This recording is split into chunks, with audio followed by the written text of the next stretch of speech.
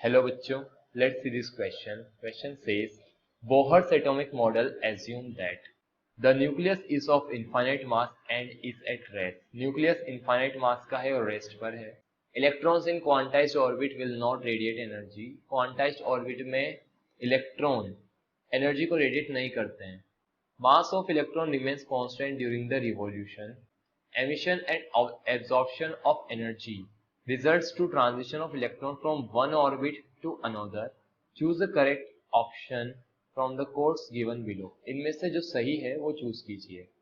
यहाँ पर की पॉइंट इज की point Bohr's atomic model. Bohr's atomic model. Bohr's atomic model. Bohr's atomic model.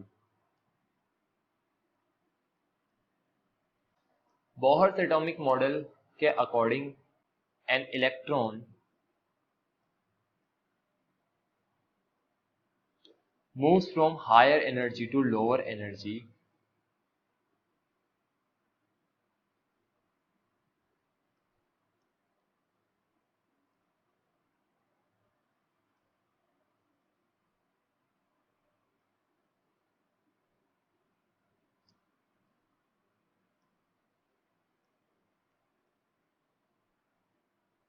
by losing energy.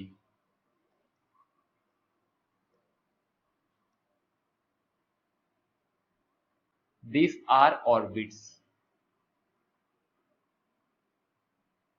और centre पे nucleus होता है.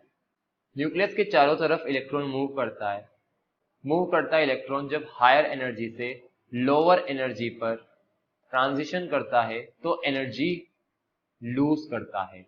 Delta E equal H new. The electron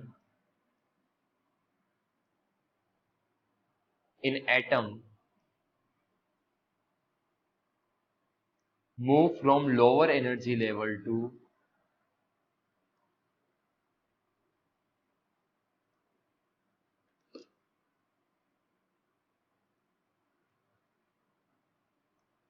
higher energy level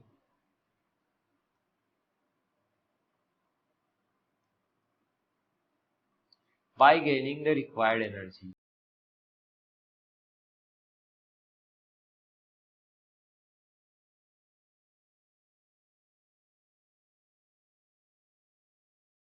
required energy means orbits के बीच, जैसे ये higher orbit है, ये higher energy orbit है और यह लोअर एनर्जी ऑर्बिट है, lower energy level.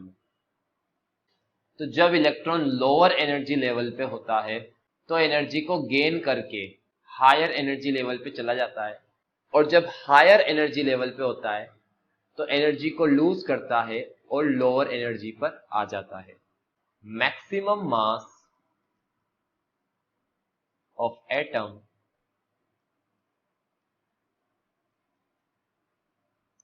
is at center of atom.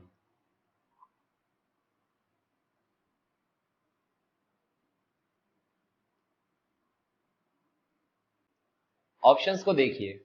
Nucleus is of infinite mass and is at rest. Atom में बीच में न्यूक्लियस होता है, उसके चारों तरफ इलेक्ट्रॉन्स रिवॉल्व करते हैं. इलेक्ट्रॉन का मास बहुत कम होता है और इलेक्ट्रॉन के मास के कंपैरिजन में न्यूक्लियस का मास बहुत ज्यादा होता है, इसलिए न्यूक्लियस इज ऑफ इनफाइनाइट मास यहाँ पे लिखा गया है, तो ये ऑप्शन सही है. Electrons in quantized orbit. Quantized मतलब 1 2 3, ये ऑर्बिट्स हैं. जैसे न्यूक्लियस के बाद यह फर्स्ट ऑर्बिट है, तो दिस इज n इक्वल 1. यह सेकेंड ऑर्बिट है n इक्वल 2. लेट से इलेक्ट्रॉन n इक्वल 1 में है, तो वह n इक्वल 1 में ही घूम रहा है, तो कोई एनर्जी को रेडिएट नहीं कर रहा है. फोर्थ ऑप्शन देखिए, emission and absorption of energy results to transition of electron. Yes, जब इलेक्ट्रॉन लोअर एनर्जी लेवल में है और एनर्जी को गेन करता है तो हायर में जाएगा, और हायर एनर्जी लेवल में है तो एनर्जी को लूज करके लोअर में जाएगा. एब्सॉर्प्शन ऑफ एनर्जी पे हायर एनर्जी में जाता है, एमिशन पर लोअर एनर्जी में आता है, तो ट्रांजिशन होता है from one orbit to another. Yes, it is correct. Third option देखिए, mass of electron remains constant during the revolution. Revolution के दौरान इलेक्ट्रॉन का मास कांस्टेंट होता है। All the options are correct. Answer D. I hope you understood the solution very well. Best of luck. Thank you.